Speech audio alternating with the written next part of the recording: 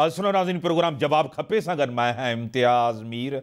जीअं त निगरान वज़ीर आज़म काकड़ साहब इहा क्लियर ॻाल्हि कई आहे त माज़ी करीब में भी सियासत जे अंदरि फ़ौज जो किरदारु बरक़रार रहंदो। उन चयो त इलेक्शन जे अंदरि कंहिं सियासी जमात खे को सपोर्ट नहीं कयो वेंदो, फ्री इलेक्शन थींदा, शफ़ाफ़ इलेक्शन थींदा ऐं इदारो मुदाख़लत कोन कंदो ऐं मुल्क जे अंदरि सियासी माहौल जुड़ंदो थो वञे। जीअं त मियां साहब बि प्रोग्राम रखियो आहे 21 जो ऐं 21 तारीख़ ते ईंदो। नून लीग बि पंहिंजा प्रोग्राम करे थी। मुल्क जे अंदरि महांगाई आहे, बेरोज़गारी आहे, वरी बि मुल्क खे हलणो आइन जे तहत आहे। आइन पाकिस्तान में ई हल आहे, बका आहे, जमहूरियत में ई बका आहे ऐं जमहूरियत ई हले, इलेक्शन ई थिए, इलेक्शन ई हल हूंदो आहे सॼनि मसइलनि जो। मूंखे टेलीफोन लाइन ते जॉइन कयो आहे सीनियर रहनुमा, सीनियर सियासतदान, MP रही चुकी आहे सोरठ थेबो साहिबा मूंसां गॾु आहिनि। सोरठ साहिबा तव्हांखे वेलकम चऊं था पंहिंजे प्रोग्राम में। महिरबानी इम्तियाज़। वज़ीर आज़म साहब ॿाहिरि जी मीडिया सां ॻाल्हाईंदे इहा ॻाल्हि निगरान वज़ीर आज़म साहब चई आहे त अनवारुल हक काकड़ साहब त फ़ौज मुस्तक़बिल करीब में भी उनजो सियासत में किरदारु रहंदो। छा चवंदो इन ते? मूंखे सम्झ में नथो अचे त ॻाल्हि हीअ आहे त सियासत में किरदारु कहिड़ो रहंदो। इहो किरदारु त न हुजणु खपे जेको फैज़ हमीद या जेको आहे बाजवा कयो। अहिड़े क़िस्म जो किरदारु जेको आहे जमहूरियत खे ऐं पाकिस्तान खे, मुल्क खे, अवाम खे, सभिनी खे नुक़सानु पहुचाए थो। ऐं जेको नुक़सानु थियो उहो तमामु घणो नुक़सानु थियो आहे। एतिरो नुक़सानु थियो आहे जो अलाए केतिरो वक़्तु क़ौम जेको आहे हिनखे भोॻींदी। सो अहिड़े क़िस्म जो किरदारु त न थियणु खपे। त बाक़ी हाणे जेको आहे सो उहो वाज़े करणु खपे त कहिड़ो किरदारु अदा कंदो। उहा ॿी शइ आहे वज़ीर आज़म साहब खे, उहा ॿी शइ आहे। पर वरी ॿिए तरफ़ इहो बि चयो अथसि हू अणधुरियो हूंदो। उन्हनि जो को अहिड़े क़िस्म जो जेको आहे सो हुन में इलेक्शन में, ॿियनि शयुनि में या कंहिंखे चूंडूं खटाइण में किरदारु न हूंदो। बिल्कुलु ईअं हुजणु खपे।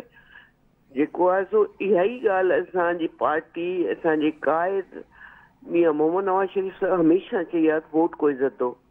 जंहिंखे बि इलेक्शन में अवाम वोट करे, साफ़ सुथरी इलेक्शन थियणु खपे।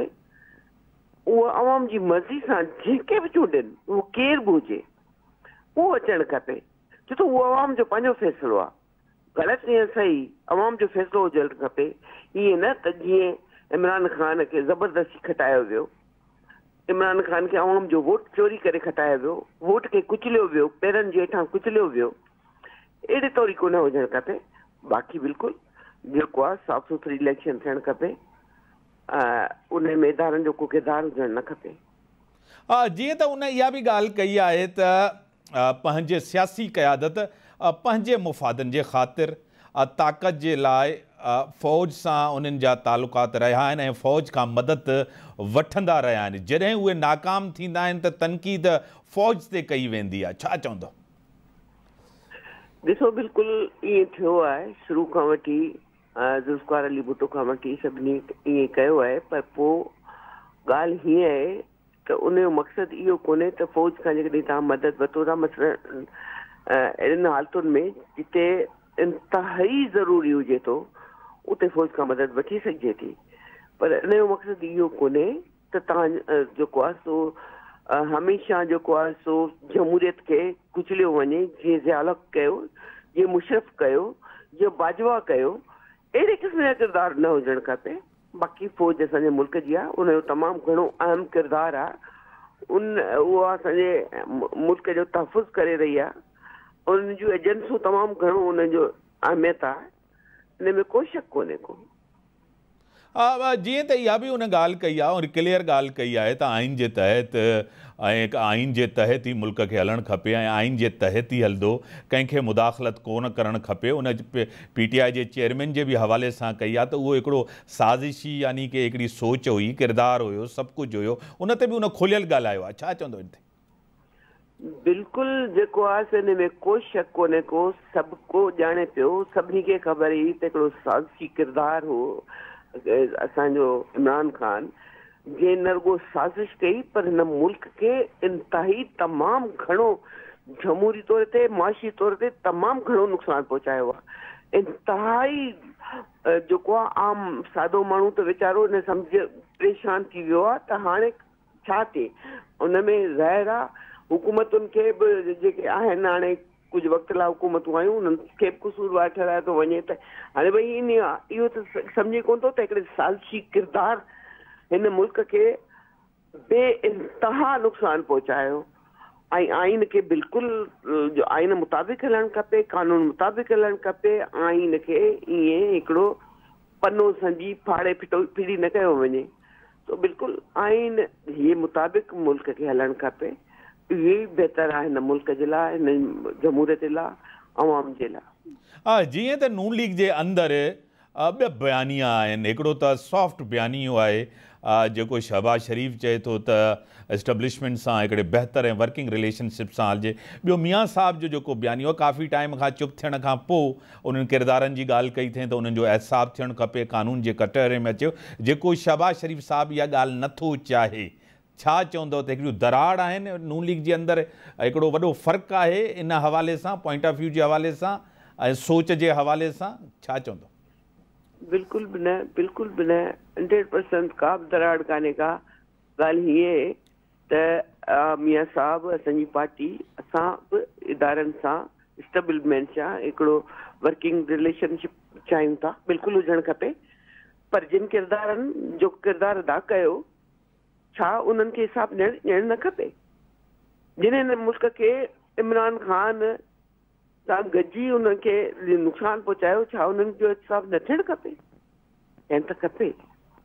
इहा ॻाल्हि करे थो, किरदार जी ॻाल्हि करे थो न, उहो इदारनि जी ॻाल्हि नथो कहे, कॾहिं बि न कई आहे। इदारनि जे ख़िलाफ़ असां कॾहिं बि न ॻाल्हायो आहे। असां इदारनि जो एतिराम कयो आहे छो त उहे मुल्क जे लाइ तमामु अहम आहिनि। असां ईअं 9 मई वारो वाक़ियो कॾहिं कोन पेश कयो आहे। असां अहिड़े क़िस्म जी ॻाल्हि कान कई आहे त इदारनि जे ख़िलाफ़ु थियणु खपे, बिल्कुलु न। फ़ौज लाइ, फ़ौज जे इदारनि जे लाइ तमामु घणो एतिराम आहे पूरे मुल्क खे, असांजी पार्टी खे, असांजी क़यादत खे। जीअं त सरफराज़ बुगटी साहब जेकी ॻाल्हि कई उन ते राना सनावला बि जवाबु ॾिनो त इन खां पहिरियां उहो साबिक़ वज़ीर दाख़िला शेख रशीद जो हशर ॾिसी वठनि। उन खां पोइ जेको आहे इन बयानात में तेज़ी बि आई ऐं सरफराज़ बुगटी साहब वज़ीर दाख़िला आहे, इंटीरियर मिनिस्टर आहे, उहो चए थो त मुंहिंजो बयान जो मक़सदु इहो कोन हुयो। छा चवंदो?